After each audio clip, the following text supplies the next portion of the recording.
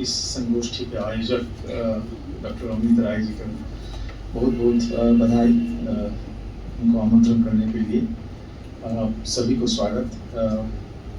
Since I don't want to display my ignorance about Hindi, my Hindi is street Hindi of Delhi, so which I don't want to share with you now. First of all, all the three presentations are really brilliant and really thought-provoking. Especially the idea of modernity that you raised is something that I think we should take note of very seriously, very very seriously. And about the feminist Strivadi Drishtikon that you talked about, I read something about Akka Devi, her sadhana, her contribution. So it's very very inspiring. But the point that I would like to very briefly, we are all waiting for lunch, I know, share with you is this expression Indian knowledge system has been so popular now thanks to ADP. I mean, institutions throughout India are organizing seminars, workshops, blah blah blah blah blah. But I can give you an example to show that the idea is quite old. It's not just a 20th century or 21st century intervention. And the example is from a small yet very simple Sanskrit text called Prasthana Bheda. Actually, knowledge system का संस्कृत है प्रस्थान भेद. प्रस्थान भेद का लेखक है Madhusudan Saraswati, very famous Advaita Vedanta scholar, philosopher, Varanasi का रहने वाले थे. He was contemporary of Akbar. In Aini Akbari, there is a list of the scholars, and Madhusudan's name is there. So you can see how well respected, well regarded he was. And he has this small, very very simple Sanskrit commentary called Prasthana Bheda. And in this Prasthana Bheda, he gives a very nice introduction of all the knowledge systems that were prevalent those days.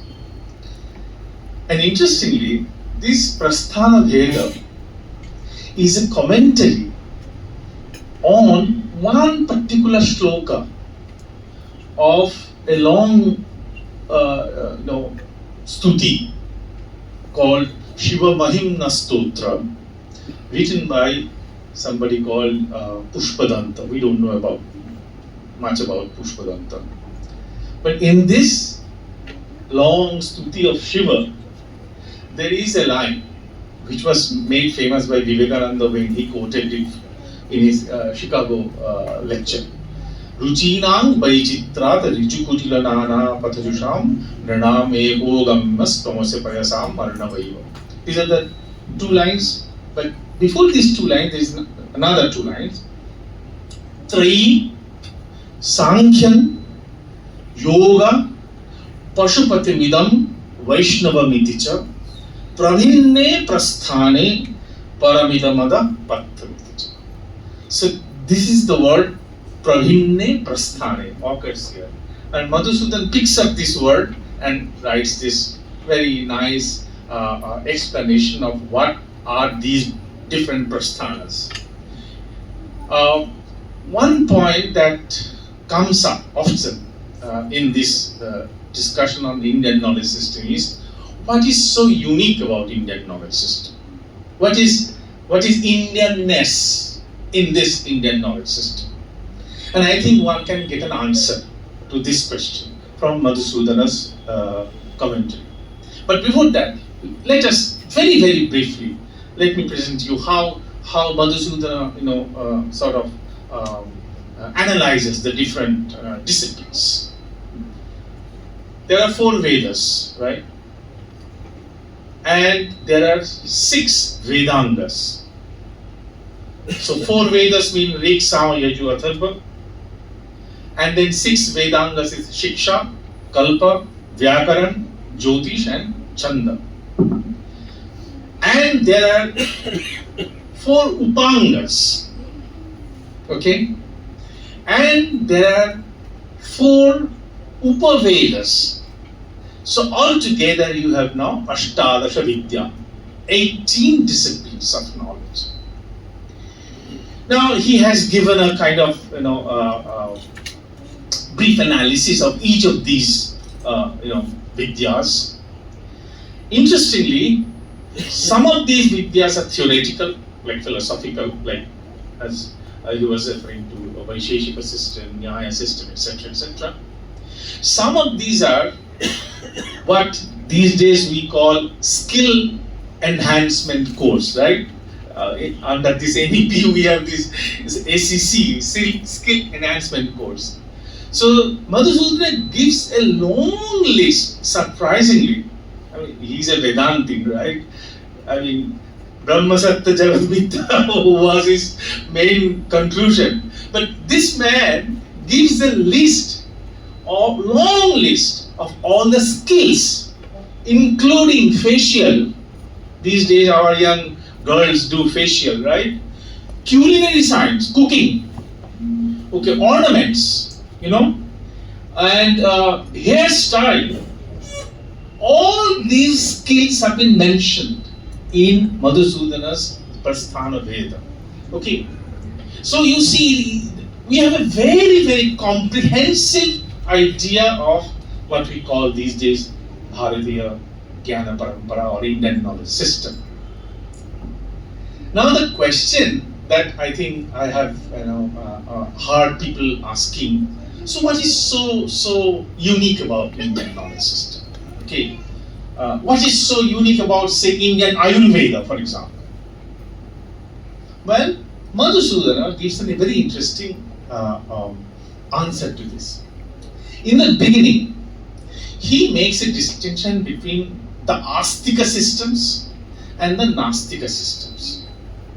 And he was, of course, as a Vedantin, he was partial to the Astika systems. He didn't give much importance to the Nastika systems. Among the Nastika systems, he talks about the schools of Buddhism, Digambar Jain system, and the Lokayata Charvaka system.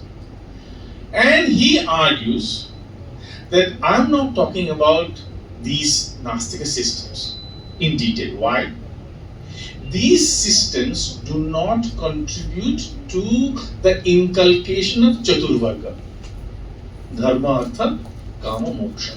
Okay, and all the rest of the systems, including Gandharva Veda, Sangeeta Shastra, Kama Shastra, he talks about Kama Shastra, this Vedanti, okay.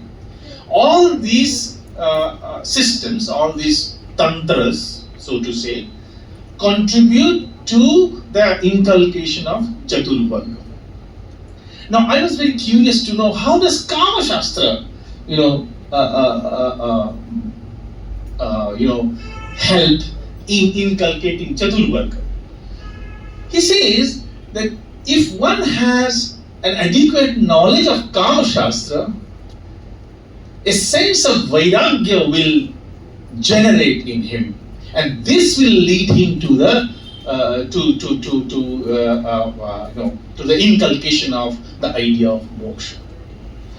About Ayurveda, very, very clearly he says, Ayurveda, yes, it's there are 8 branches, right? We talk about Ashtanga Ayurveda. There are 8 branches, but ultimately the study of Ayurveda is supposed to lead a person to moksha. So even Ayurveda in Indian system is a moksha shastra, and Sangeet is also a moksha shastra. And we all know that Bhartrihari, he was referring to Bhartrihari. Bhartrihari very clearly says that Vyakarana is moksha dwaram apabritam. So Indian Vyakarana is not European grammar. Indian Vyakarana leads you to the summum bona of human life, which is called moksha. So that is why I think we should be very careful about translating these words, in English. So very clearly, our the Indian Vyakarana is not the way European scholars, especially post Bloomfield tradition of linguistics, talk about grammar. So, so the question that often comes up: what is so unique about Bharatiya Jnana Parampara? This is the uniqueness. All our intellectual efforts, all our cognitive efforts, be it theoretical or be it skill based, all of them ultimately lead to the inculcation of the four values of human life: dharma, artha, kama, moksha. So somebody was referring to history. I think you were talking about history. Very very interesting point. In this commentary, Madhusudana also talks about itihasa. But this itihasa is not a factual description of events in the world. He refers to Chanakya's Arthashastra, where itihasa includes parables. And the ultimate idea of a parable is to give you some moral lesson. So itihasa is not a descriptive study in Indian knowledge system.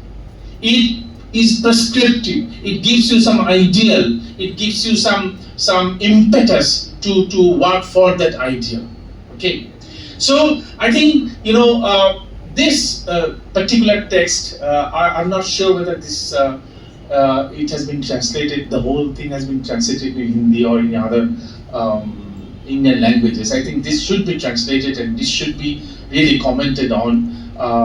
And this really gives you, in a very nutshell, this idea of Bharatiya Jnana Parampara. So I think the original stuti of Shiva, on which this commentary Prasthana Veda was written, also talks about the same spirit. So all yatha, as all the rivers traverse different ways, but all of them ultimately lead to you, the Lord, the Shiva. Similarly, all these disciplines, all these areas of knowledge, theoretical, practical, ultimately lead to the inculcation of Chaturvarga. This is what the uniqueness of Indian knowledge pursuit is, and this is something we must not forget. Our medical science, our Sangeet Vidya. He talks about weapons, science of weapons, all kinds of weapons he has described. But think of this: he is a Vedanta philosopher. Okay, he is talking about different kinds of weapons that could be used in a war. So we are not otherworldly as some European scholars used to describe us. That Brahma Satya Jagat. Jagat is mithya, so we don't care about Jagat. We don't care about society. We don't care about ethics, etc., etc. This is completely wrong impression arising out of ignorance of the Indian Shastras, Indian classical Indian texts. So I think there is a great scope, and unfortunately many of these original texts have been lost. We find reference to these texts here and there, but many of them have been lost due to our ignorance, due to the greater social and political situation that India went through. But I think at least time has come to really delve deep into some of these ideas, and not just to excavate, but also to arm ourselves, also to equip ourselves in the contemporary world. You all know that the greatest news in last, I think, 2 or 3 days is how much Indian industry will be affected by 50% tariff that America has imposed on us. So I think these are the occasions where we should really sort of wake up and address ourselves, be keeping our feet on our soil. That is, I think, this idea of Bharatiya Jnana Parampara would give us that impetus, would give us that occasion to explore ourselves and to locate ourselves in a better way in the contemporary scenario. Thank you very much.